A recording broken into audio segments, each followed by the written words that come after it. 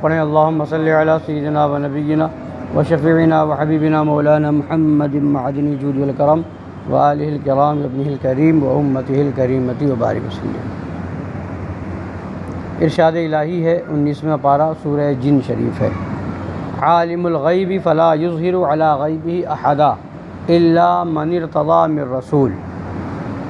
مفہوم آیت کریمہ، غیب کا جاننے والا، عالم الغیب، غیب کا جاننے والا یعنی اللہ تبارک و تعالی۔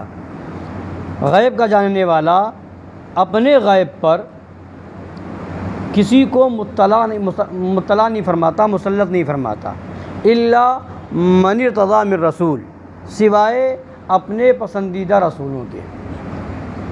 تو اس آیت کریمہ میں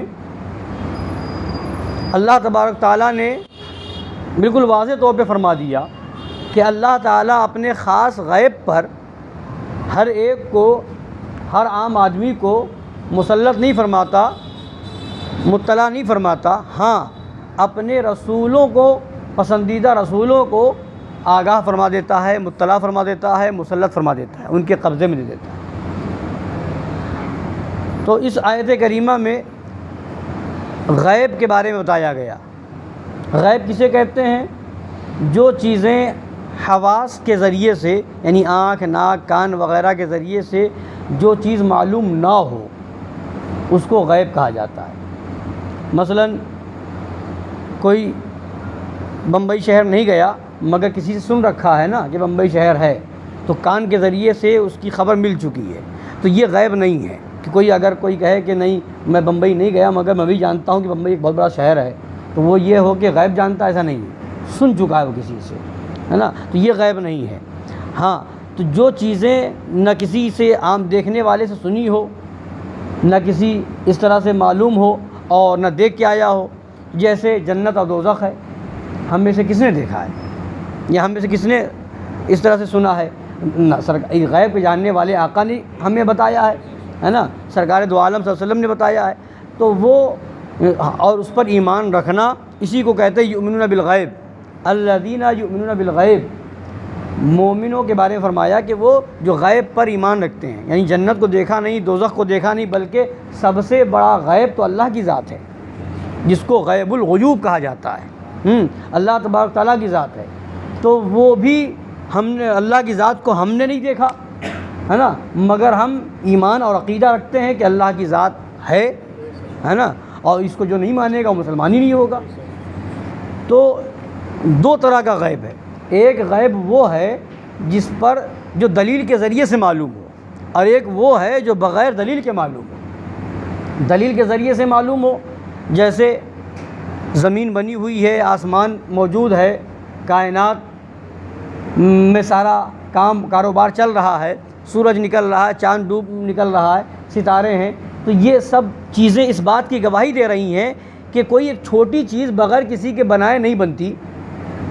تو جب اتنی بڑی کائنات بنی ہوئی ہے، زمین بھی موجود ہے، آسمان بھی موجود ہے، سورج اپنے وقت سے نکل رہا ہے، چاند اپنے وقت سے نکل رہا ہے اور ڈوب رہا ہے، ستارے نکل رہے ہیں، تو اس کا مطلب کوئی ایک ذات ہے جس نے اس زمین کو پیدا فرمایا، آسمان کو پیدا فرمایا، کائنات کو پیدا فرمایا، اور اس کے حکم سے سارا کام چل رہا ہے۔ تو کوئی ایک ذات ہے، یہ سب دلیلیں ہیں، کوئی ایک ذات ہے جو اس سب کو پیدا کرنے والا ہے اور ان سب کو چلانے والا ہے، اسی ذات کا نام اللہ ہے۔ تو یہ چیزیں دلیل ہو گئی، تو دلیل کے ذریعے سے ہمیں خدا کا علم ہوا ہے نا، تو یہ ہے دلیل کے ذریعے سے غیب ہونا، علم غیب ہونا۔ اور ایک ہے بغیر دلیل کے ہونا، کہ وہ ظاہری چیز نہیں ہے مگر یہاں بیٹھے بیٹھے خبر دے دی بمبئی میں کیا ہو رہا ہے، کسی ظاہری چیز کے ذریعے، کوئی دلیل نہیں، کوئی کسی طرح کی کوئی ایسی چیز نہیں جس کے ذریعے سے معلوم ہو، تو یہ خاص غیب ہے۔ تو اللہ فرماتا ہے عالم الغیب فلا یظہر علی غیبہ احدا، اللہ تعالیٰ اپنے خاص غیب پر، اپنے خاص غیب پر، عام غیب جو ہے یعنی جو دلیلوں سے معلوم ہو جائے وہ تو ہر مومن کو حاصل ہے، اسی لیے فرمایا گیا الذین یؤمنون بالغیب، مومن وہ ہے جو غیب پر یقین رکھتے ہیں۔ غیب اللہ کی ذات غیب ہے، جنت غیب ہے، دوزخ غیب ہے، آخرت ابھی نہیں قائم ہوئی، یہ غیب ہے، تو مومن اس پر یقین رکھتے ہیں تبھی مومن ہے، اگر اس پر یقین نہ رکھے تو مومن ہی نہ ہو۔ تو عام غیب جو ہیں جس پر دلیلیں قائم ہیں، تو یہ تو ہر مومن کو حاصل ہے، مگر جو خاص غیب ہے وہ ہر مومن کو حاصل نہیں، ہر عام آدمی کو حاصل نہیں، بلکہ اللہ فرماتا ہے عالم الغیب فلا یظہر علی غیبہ احدا، غیب کا جاننے والا اللہ اپنے خاص غیب پر ہر ایک کو مطلع نہیں فرماتا، مسلط نہیں فرماتا، الا من ارتضی من رسول، مگر اپنے پسندیدہ رسولوں کو، یعنی غیب پر قبضہ دے دیتا ہے، تسلط عطا فرما دیتا ہے، کس کو؟ اپنے رسولوں کو، اور رسولوں میں جو سب کے سردار ہوں، جو امام الانبیاء ہوں، تو پھر انہیں غیب نہ ہو، ایسا کیسے ہو سکتا ہے؟ تو اللہ نے اپنے محبوب کو خاص اپنے غیب پر تسلط عطا فرما دیا، قبضہ دے دیا ہے، تو جب قبضہ دے دیا ہے تو پھر جسے چاہیں وہ غیب عطا فرمائے۔ آج 30ویں پارے میں آیت کریمہ پڑھی گئی، وما ہوا علی الغیب بضنین، نبی غیب بتانے میں بخیل نہیں ہے، یعنی اللہ نے غیب کا خزانہ بھی دے بھی دیا ہے اور نبی غیب بتانے میں بخیل بھی نہیں ہے، جسے نبی چاہیں جتنا چاہیں اتنا عطا فرما دیں، صدیق اکبر کو دیا، فاروق اعظم کو دیا، عثمان غنی کو دیا، مولا علی کو دیا، امام حسن کو دیا، امام حسین کو دیا، غوث اعظم کو دیا، غریب نواز کو دیا، اللہ کے ولیوں کو جو ملا ہے وہ اسی بارگاہ رسول سے ملا ہے۔ اور کیسے ملا ہے؟ کتنا ملا ہے؟ غوث اعظم فرماتے ہیں، سرکار غوث اعظم، نظرت الی بلاد اللہ جمعا کخردلۃ علی حکم اتصالی، فرماتے ہیں میں اللہ کے تمام شہروں کو ایسے دیکھتا ہوں جیسے رائی کا دانہ ایک دوسرے پر رکھا ہوا ہے، جیسے رائی کا دانہ ہے ایک دوسرے پر رکھا ہوا ہے، ویسے ہی میں اللہ کے پورے شہروں کو دیکھتا ہوں، پوری کائنات کو دیکھتا ہوں۔ تو جب غوث اعظم کو اتنا علم غیب حاصل ہے، وہ کہاں سے ملا؟ نبی کی بارگاہ سے ملا ہے، تو پھر میرے نبی کے علم غیب کا عالم کیا ہوگا؟ پھر میرے نبی کے علم غیب کی کیا بات ہوگی؟ اور کچھ جگہ پر جیسے کچھ آیتیں ایسی بھی آئیں جس سے ظاہر یہ ہوتا ہے کہ غیب کا علم صرف اللہ تبارک و تعالیٰ کو ہے۔ کچھ آیتیں ایسی بھی قرآن پاک میں آئی ہیں کہ جس سے یہ ظاہر ہوتا ہے کہ علم غیب اللہ تبارک و تعالیٰ کو ہے، اور خاص طور سے 5 چیزوں کا ذکر آیا ہے نا، کہ قیامت کب آئے گی، بارش کب ہوگی، کون کہاں مرے گا، ماں کے پیٹ میں کیا ہے، اس طرح سے 5 چیزوں کا ذکر قرآن شریف میں آیا ہے۔ تو اس میں آیا ہے لا یعلمھا الا ہو، کہ اللہ کے علاوہ کوئی نہیں جانتا، اللہ کے علاوہ کوئی نہیں جانتا۔ اور اسی میں آگے فرمایا گیا وَيُنَزِّلُ الْغَيْثَ وَيَعْلَمُ مَا فِي الْأَرْحَامِ وَمَا تَدْرِي نَفْسٌ مَاذَا تَكْسِبُ غَدًا وَمَا تَدْرِي نَفْسٌ بِأَيِّ أَرْضٍ تَمُوتُ، ہے نا، یہ کون کہاں مرے گا اور کون کیا حاصل کرے گا اور ماں کے پیٹ میں کیا ہے۔ تو اسی کے آگے فرمایا ہے ان اللہ علیم خبیر، کہ بے شک اللہ جاننے والا خبر دینے والا ہے، بے شک اللہ جاننے والا خبر دینے والا ہے۔ تو اس میں جو فرمایا گیا کہ اللہ کے علاوہ کوئی نہیں جانتا، تو اس آیت کریمہ میں کیا مطلب ہے؟ یہاں پر تو یہ فرما رہا ہے اللہ تعالیٰ کہ اللہ تعالیٰ اپنے غیبوں پر اپنے رسولوں کو مطلع فرما دیتا ہے، ادھر فرما رہا ہے اللہ کے علاوہ کوئی نہیں جانتا۔ تو اس کا کیا مطلب ہوگا؟ دو طرح کی بات سمجھ میں آ رہی ہے، دو طرح کی بات نہیں ہے۔ علماء نے، ہمارے علماء اہل سنت نے اور ہمارے اولیاء کرام بزرگان دین نے اس کا مطلب بیان کیا ہے۔ جہاں پر یہ ہے کہ غیب کا علم اللہ کے علاوہ کسی کو نہیں، وہاں پر مطلب یہ ہے کہ بغیر خدا کے بتائے ہوئے کسی کو نہیں، بغیر خدا کے بتائے ہوئے کسی کو نہیں۔ اور جہاں پر یہ فرمایا گیا ہے کہ رسولوں کو غیب کا علم ہے اور رسول غیب بتانے بخیل نہیں ہے، مطلب یہ ہے کہ خدا کے بتانے سے انہیں غیب کا علم ہے۔ تو یہی ہمارا عقیدہ ہے، یعنی ذاتی علم جو ہے وہ صرف اللہ کو ہے، اور عطائی علم نبیوں کو ہے، رسولوں کو ہے، ولیوں کو ہے۔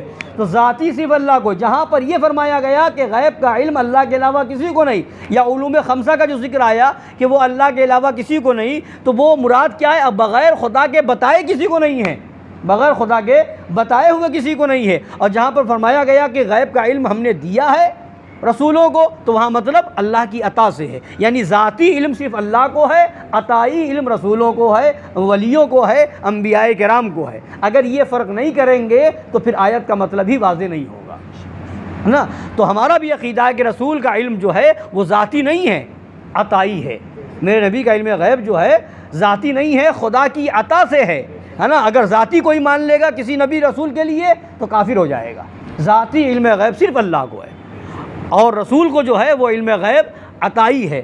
اور جو فرمایا 5 چیزوں کا، جسے وہابی دیوبندی کہتے ہیں علوم خمسہ کسی کو نہیں ملا، کسی کو نہیں ملا، کسی کو نہیں ملا. تو علوم خمسہ میں کیا کیا چیزیں ہیں؟ ماں کے پیٹ میں کیا ہے، لڑکا ہے کہ لڑکی، یہ علوم خمسہ میں ہے نا. آج کے ڈیٹ میں ڈاکٹروں کے وہاں مشینیں ایسی آ گئیں کہ مشین کے ذریعے سے وہ پتہ کر لیتے ہیں پیٹ میں لڑکا ہے کہ لڑکی، معلوم ہو جاتا ہے بیٹا ہے کہ بیٹی. تو اگر اللہ کے علاوہ کسی کو نہیں تو پھر یہ معلوم کیسے ہوا؟ اسی طریقے سے حدیث پاک کے اندر موجود ہے کہ فرشتے مقرر کیے گئے ہیں، فرشتے مقرر کیے گئے ہیں. جب پیٹ میں، ماں کے پیٹ میں حمل تیار ہوتا ہے تو فرشتہ پیدائش سے پہلے ہی اس کا رزق لکھ دیتا ہے. اللہ تعالیٰ فرما دیتا ہے، حکم دیتا ہے تو وہ فرشتہ اس کے لیے رزق لکھ دیتا ہے، اس کی عمر لکھ دیتا ہے، وہ کہاں مرے گا یہ لکھ دیا جاتا ہے. تو پھر جب خدا کے علاوہ کسی کو نہیں معلوم کہ کون کہاں مرے گا، کون کب کیا حاصل کرے گا اور کتنا زندہ رہے گا، تو پھر فرشتے کو کہاں سے معلوم ہوا؟ یہ فرشتہ کیسے لکھ رہا ہے؟ تو جب فرشتے کو علم اللہ نے دیا ہے تو وہی علم جو فرشتے کو اللہ نے دیا ہے اسی اللہ نے اپنے محبوب کو بھی عطا فرمایا ہے. اور تو یہ، اور پھر حضور پاک صلی اللہ علیہ وسلم آپ نے سنا تھا جنگ بدر میں سرکار تشریف لے گئے میدان بدر میں ایک دن پہلے رات میں، اور فرمایا ابو جہل یہاں مارا جائے گا، عتبہ یہاں مارا جائے گا، شیبہ یہاں مارا جائے گا. سرکار نے پہلے بتا دیا کہ نہیں بتا دیا کون کہاں مارا جائے گا؟ تو یہ علم کیسے؟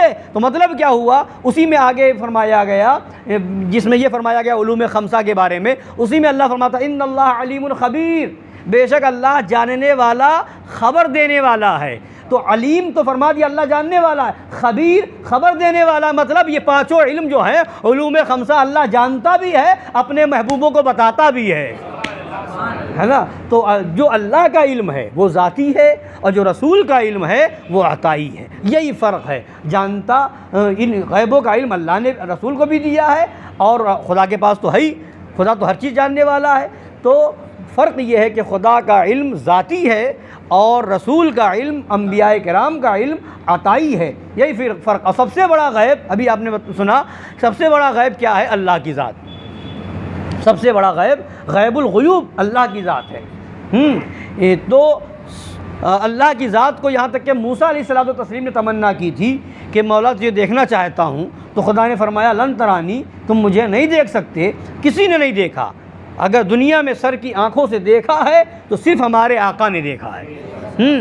تو جو سب سے بڑھ کر کے غیب ہے، جس کو حضرت موسیٰ علیہ السلام نے دیکھنے کی تمنا کی تو وہ تاب نہ لا سکے اور زمین پر تشریف لے آئے، ایک تجلی ڈالی تھی اللہ نے.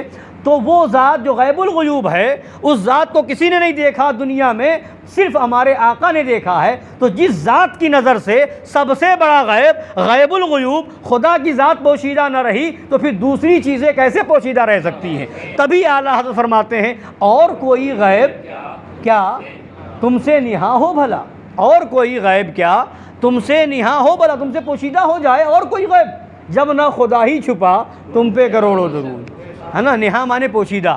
اور کوئی غیب کیا تم سے نہاں ہو بھلا، اور کوئی غیب کیسے پوشیدہ ہو سکتا ہے یا رسول اللہ آپ سے، جب نہ خدا ہی چھپا تم پہ کروڑوں درود. تو یہ ہمارا عقیدہ ہے. اللہ تعالیٰ اس عقیدے پر ہم سب کو زندگی عطا فرمائے، اسی پر خاتمہ بالخیر نصیب فرمائے، اور ان وہابیوں، دیوبندیوں، گندے عقیدے والوں سے ہم سب کو دور رہنے کی توفیق عطا فرمائے. آمین. وما علینا الا البلاغ.